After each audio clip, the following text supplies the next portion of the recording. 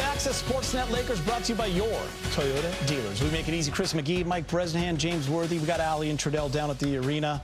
Lakers with another huge win to end the month of March. Their 50th of the season, 100th for head coach J.J. Redick. They are 15-2 in the month of March. They've won 13 of their last 14 games. Just an absolute dominant game for the Lakers. They got huge performances from a number of players, 6 guys in double figures. We're going to get to Luka's third straight 40-point game in a moment. LeBron becomes the winningest player of all time in the history of the league.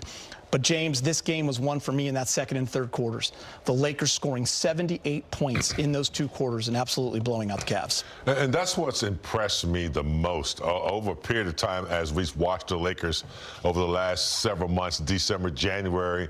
You know, they would build these deficits, and then they would have to spend a lot of energy trying to, you know, come from behind. The new Laker mentality is you start from the beginning. And, you know, have a defensive presence. And then if you run into a tight game, you can pour it on as they did in the second quarter. I think they're looking at the end of the second quarters and the third quarters to really, you know, break games open. And I think they're doing a really good job of being consistent at that. But I thought, you know, again, Ayton in the paint. You know, Jake LaRavia, he didn't miss a shot. 5 of 5 from the field, 2 of 2 from 3. Had, I think, 7 rebounds. So they're getting good support from their role players. And then when Rui has to come off the bench, 14 points, then, of course, you got the 2, you know, the trio that always do. You can talk about them. But I thought it was an overall great process of the mind to get ready to play an important game against Cleveland. James Geet, I've been around this franchise 22 years in one capacity or another. I cannot remember a March where the Lakers played this well, and they needed it too. You know, just a few weeks ago, we were like, gosh, are they going to finish 6th? Are they going to drop into 7th maybe in that dreaded play-in tournament? And then they come up with a 15-2 record, as you mentioned, Geet, in the month of March. Incredible. And they're beating good people, too. You know, throw Cleveland on the stack next to 2 wins against Houston. They beat the Knicks. They beat Minnesota. They beat Denver. I mean, this was an amazing 31 days for this franchise. It could have really tripped them up. I mean, it really was, in my mind, a make-or-break month, and they made it. I mean, they're set up really nicely for 3rd in the West, and I'm really eager to see how they play Thursday at OKC.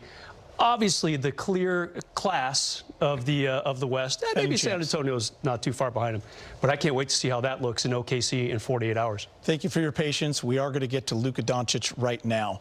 His 7th 40-point game in his last 13. His 13th consecutive game with 30 or more as he continues to climb that ladder.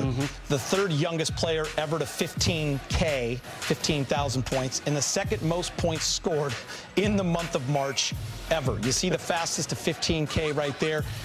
He's the 6th to ever do it that quickly, the 3rd youngest. And I got to say, guys, 600 points in the month of March. Absolutely incredible performance. And for all of those out there in the media who want to talk about defense and all that stuff, Luka's playing a complete game or you're not watching. The 3 ball is falling. Another couple of steals tonight, James. Absolutely magnificent. Really impressed with his defense after all that offense. And you look at that list of players that he just joined, and they all have something unique about them. Wilt Chamberlain, obviously, 7-footer.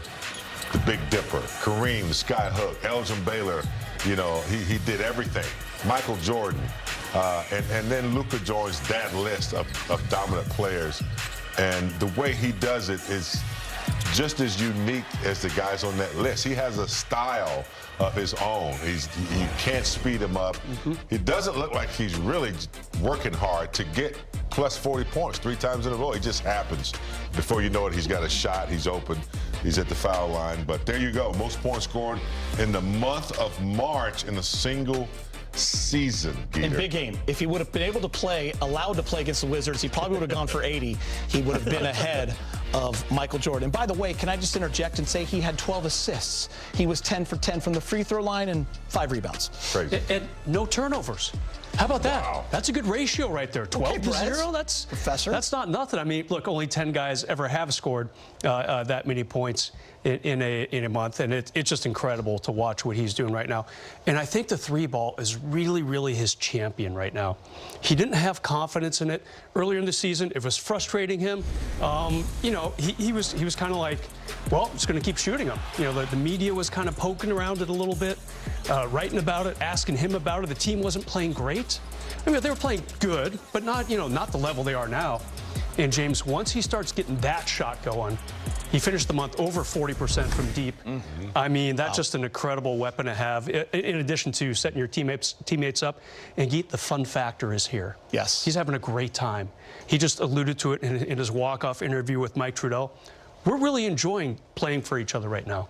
And it shows on the court and in the standings, too. Big Game, I know you're going to like to talk about this next guy because he was a focus for you, for all of us in the pregame show, and that's DeAndre Ayton. He deserves some flowers going up against Mobley, who went for 37 and 14. Jared Allen returning. You're talking about 2 great bigs over in the East. And DeAndre Ayton came out with a purpose, great energy. He had 18 points on 8 of 13. He had 9 rebounds, 6 of them offensive. Yeah. 5 of those in the first half. That was impressive. The 6 offensive rebounds. But Gita, I think ever since he's had a meeting with himself, you know, a few weeks back, and really, you know, tried to define what it is he has to do every night. You know, he's been there for us on occasion. He's had some great, you know, some great results. But I think the last month or so, he's really conjured up something that we haven't seen, and that's being present every night for his team, being, you know, physical. I thought the game against Denver, I was really impressed how he had 1 block shot against Jokic and was really playing. And so they're starting to feed him too. I think the more you feed him, the more reliable he gets. But blocking shots, offensive rebounds, being you know, a threat in the paint, collapsing the defense. They're going to need him and Jackson Hayes if they're going anywhere. James, who is he going up against tonight? You know, you've got Mobley, former Defensive Player of the Year. You've got Jared Allen, a very good player in his own right. And Ayton was better than both those guys tonight. You know, I know Allen scored well and shot well, only 4 rebounds, though. Yep. And Mobley, 6 points, a complete non-factor in this game tonight. Jared Allen didn't score in the second half. There you go. Yeah, I mean, he was incredible in the first half, of course.